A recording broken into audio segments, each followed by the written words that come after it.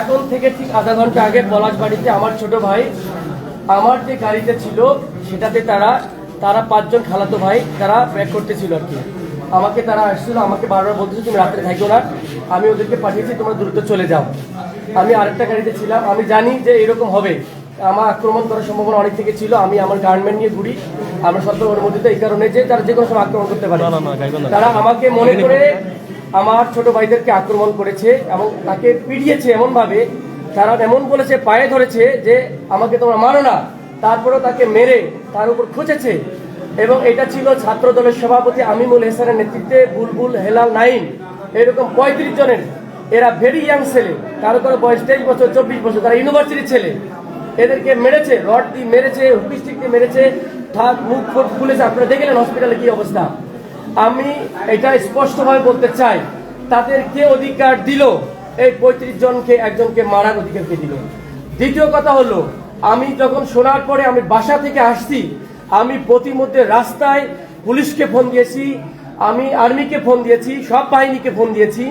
আমি কোনো টহলরত কোনো পুলিশ আর্মি কিছু দেখতে পারি নাই।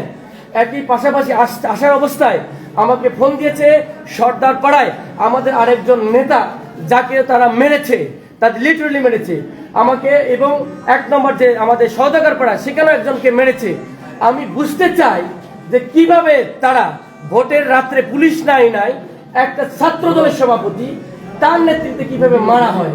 তাকে যদি আজকে অ্যারেস্ট করা না হয় রাত্রে, আমরা এটার জন্য আজকে এখানে আমি থাকবো সারা রাত, আমার লোকজনই থাকবো, আমি প্রশাসনের বিরুদ্ধে দাঁড়াবো যে কেন তাকে অ্যারেস্ট করা হবে না, কিভাবে তার নেতৃত্বে 35 জন ছেলে মানুষ আমার ছোট ভাইকে মারে এবং মেরে তার যে অবস্থা খারাপ করা হয়েছে এবং অনেক অকালমৃত ঘটনা ঘটে, তার দায়ভার তাদেরকে নিতে হবে। সেকেন্ড হলো, এই যেহেতু আমার গাড়ি ছিল, এটা প্রার্থীর গাড়ি, আমার শাপলাকলি মার্কার গাড়ি, সে গাড়িতে আক্রমণ করা মানে তারা আমাকে মারার প্রস্তুতি নিয়েছিল।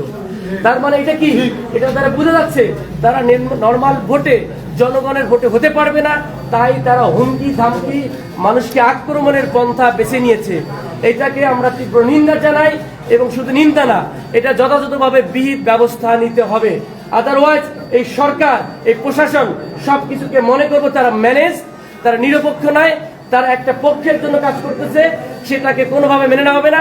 জনগণ 17 বছর ধরে যে ভোটের জন্য অপেক্ষা করতেছিল, সেই ভোট কোনোভাবে একটা গোষ্ঠীকে আমরা দিতে চাই না। মানুষ আজকে ভোট দেওয়ার জন্য প্রস্তুত। এইরকম চাঁদাবাজ, ধান্দাবাজ, সন্ত্রাসীরা যদি এই কাজ করে থাকে, তাহলে সরকারকে আমরা দেখতে চাই কি করতে চাই।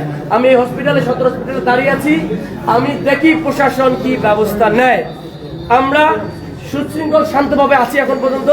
আমি যদি আমাদের নেতাকর্মীদের সাথে তারা যদি শোনে এইরকম হচ্ছে, তারাও যদি কাউন্টার অ্যাটাক করে, তাহলে কিরকম রক্তারক্তি পরিবেশ তৈরি হবে। কোনোভাবে আমি কুড়িগ্রামে রক্তারক্তি পরিবেশ দেখতে চাই না। কিন্তু আমার কষ্টের বিষয় হলো, আমার ছোট ভাই না, তারা আমাকে হত্যার জন্য মূলত আক্রমণ করেছে। আমাকে আক্রমণ করার উদ্দেশ্যটা কি? আপনি আমাকে মেরে জনগণ থেকে, ভোট থেকে বিচ্ছিন্ন করতে চান, এটা কোনোভাবে হবে না।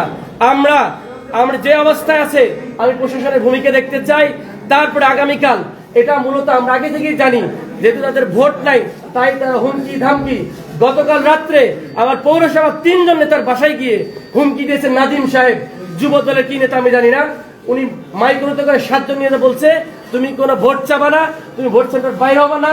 আজকে বলেছে আমার বৈষম্য বিরোধী সাবেক আহ্বায়ক, তার বাসায় কেউ তাকে বলেছে তোমরা বের হবে না, ভোট চাবে না।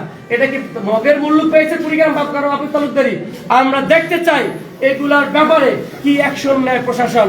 আমি এটাকে বিনীতভাবে অনুরোধ করতেছি, ইমিডিয়েটলি অ্যাকশন নেওয়ার জন্য আমি এখানে দাঁড়িয়ে থাকবো।